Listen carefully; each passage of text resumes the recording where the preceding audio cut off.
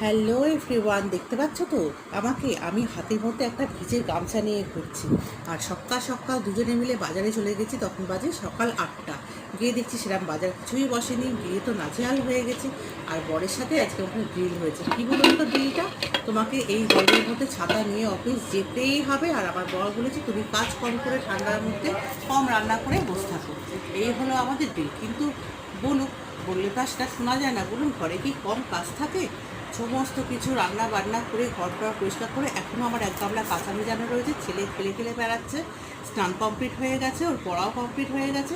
আর বাজার থেকে আজকে নিয়ে এসলাম বেশ কিছুটা ফ্রুটস, যেটা গরমে খেলে পারে শরীরটা ঠান্ডা করবে সেরকম জাতীয়। আর খালি শরবত খাচ্ছি গ্লুকন্ডি দিয়ে আর লেবুর রস দিয়ে, এই দিয়ে খাচ্ছি। আর রান্নার মধ্যে কী করেছে বলুন তো? আমের টক, মাংস আর ভাত। মাংসটা যদি এখনও হয়নি, সবে ধুয়ে ভাই কমপ্লিট করে রেখেছি। তাহলে ব্লগটা ভালো লাগলে সাবস্ক্রাইব করে দিতে